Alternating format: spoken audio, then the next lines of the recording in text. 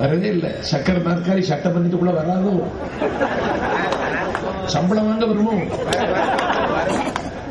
Renewal பண்ணதுக்கு கையெழுத்து போட வருமோ? சம்பளம் வாங்க வருவேன், கையெழுத்து போட வருவேன், சட்டமன்றத்தில் வந்து கடமை செய்ய மாட்டியா? வரமாட்டியா? நீ சம்பளம் மட்டும் வாங்குற. இது என்ன தேசிய ஊரக வேலை வாய்ப்பு திட்டமா?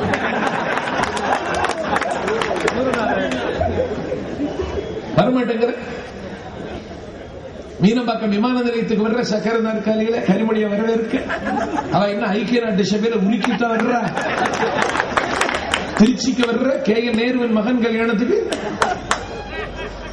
சங்கரங்கோவிலுக்கு வர்றான் பிச்சை எடுக்க. சட்டமன்றத்துக்கு வரமாட்டியா? உனக்கு பொறுப்பு இல்ல, உனக்கு எங்களை பற்றி கவலை இல்லை, நீங்க வரல. நதிநீர் பிரச்சனையை பற்றி, கட்டப்பட்ட அணைக்கட்டுகளை பற்றி, பாசன பரப்புகளை பற்றி, பாசனத்துக்கு பாய்கிற தண்ணீர் பற்றி, மதுகுகளை பற்றி, தடுப்பணை பற்றி எல்லா விவரமும் திமுகவில் தெரிஞ்சவன் துரைமுருகன் தான். அந்த போண்டா வாயனும் வரல, வந்தது ஸ்டாலின் தான் வந்தான். அவனுக்கு என்ன தெரியும்? நக்குகிற நாய்க்கு செக்காவது சிவலிங்கமானது.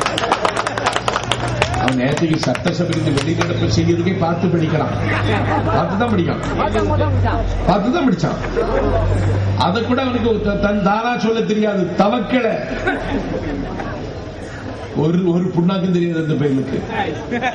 அவன் முல்லை பெரியார் பேசி சட்டமன்றத்தில் அவன் பேசுறான். எங்க சாமி இருக்கார், எத்தனை சாமி இருக்கார், எப்படி அதை பார்த்துட்டு இருந்தீங்க நீங்க? நாங்கெல்லாம் இருந்திருந்தா அன்னைக்கு ஆயுள் கேதி ஆயிருப்போம்.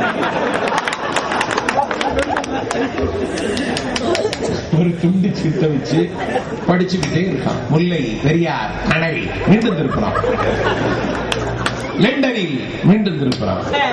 வெண்ணிக்கோக்கு என்பவரால் அவருடைய சொந்த செலவு அப்படின்னு அதை படிச்சு முடிக்க 8 நிமிஷம் ஆயிடுச்சு. கட்டி முடிக்கப்பட்டதுன்னு சொன்னதுதான் சபாநாயகர் சொன்னார். நீ கெட்டினதும் போதும், முடிச்சதும் போதும், உட்கார்ந்துட்டார். இவன் தான் தமிழ்நாட்டுக்கு பேசுறவனா. இனி ஒரு எதிர்கட்சி தலைவர். கல்லாக கிடந்த அகலிகையின் மீது ராமன் கால் வைத்தான், அகலிகைக்கு சாவு விமோசனம் கிடைச்சது. ஒரு கறிக்கட்டைக்கு மேல அம்மா கால் வச்சு அவன் எதிர்கட்சி தலைவராக. இது புதிய இதிகாசம். எதிர்கட்சி தலைவராகிட்டான். பெரிய ஆற்றலாள ஐக்கிய நாட்டு சபையில பேசுறவன், ஆங்கிலத்தில் பொழந்து கட்டுறவன், புள்ளி விவரங்களை அள்ளி கொட்டுறவன்,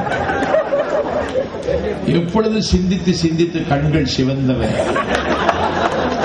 இரவெல்லாம் உங்களுக்காக விழித்திருந்து எழுதுகிறவன், பகலெல்லாம் பாடுபடுகிறவன். அப்பப்பா கம்பன் கவியமுதம் காணும் சிலம்பமுதம் உம்பர் குரலமுதம் ஓதும் பெருமறைகள் 10 பாட்டு 8 தொகை 14 கணக்கு ஒத்துபதிக்கு 10 ஓங்குவரி பாடல் கற்றோர் ஏத்தும் கலியெல்லாம் கற்றி முடித்த கரை கண்ட தமிழர்கள். மதுவிலக்கு கொள்கையில் மகத்தான நம்பிக்கை உள்ள மாசற்ற தலைவர். அவன் எதிர்கட்சி தலைவராயிட்டான். ஒன்னும் பேச மாட்டாங்க.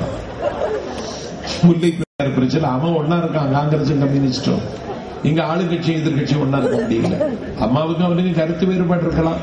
தமிழ்நாட்டு பிரச்சனைக்காக ஒன்னா இருந்தா என்ன குடிமொழிக்கு போயிடுமா? இவனுக்கு இவருக்காவது பொறுப்பு இருக்கா? பேசாம இருக்கான்.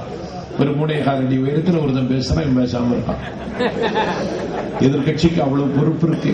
ஒரு கேபினெட் அந்தஸ்து மினிஸ்டருக்கு என்னெல்லாம் சலுகை வசதி சர்க்கார்ல இருக்கோ அதெல்லாம் அவருக்கு ரைட் இருக்கு. எதிர்கட்சி தலைவருக்கு பிரிட்டிஷ் அரசியல் சட்டம் சொல்லுகிறான், ஆப்போசிஷன் பார்ட்டி ஷேடோ கவர்மெண்ட்.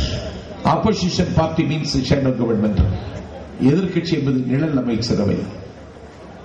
அவ்வளவு பொறுப்பு இருக்கு. ஆளுங்கட்சி பெரும்பான்மை இழந்தால், ஆளுங்கட்சியில் இருப்பவர்கள் அணி மாறினால், ஆளுங்கட்சி கபழுகிற இடத்திற்கு தள்ளப்பட்டால் எதிர்கட்சி தலைவரை தான் ஆட்சி அமைக்க கவர்னர் கூப்பிடணும். அவருக்கு அவ்வளவு பொறுப்பு இருக்கு. அண்ணா சொன்னார், வயல் என்றால் வரப்பு வேண்டும், வாய்க்கால் என்றால் கரை வேண்டும், ஓடுகின்ற கார் என்றால் ஒழுங்கான பிரேக் வேண்டும், முரண்டு பிடிக்கிற மாடி என்றால் முக்கணம் கயிறு வேண்டும், அடங்காத யானை என்றால் அடக்குவதற்கு அங்குஷ வேண்டும், ஆளுங்கட்சி என்றால் எதிர்கட்சி வேண்டும். அண்ணா எதிர்கட்சி தலைவர். கம்பனுடைய ராமாயணத்தை பார்த்தா ராவணன் கீழே விழுந்து கிடப்பான். கம்பன் பேசுவான், டேய் ராவணா, உனக்கு எதிர்கட்சி வீழ்ச்சி வந்தது தெரியுமாடா? உனக்கு எதிர்கட்சி இல்ல.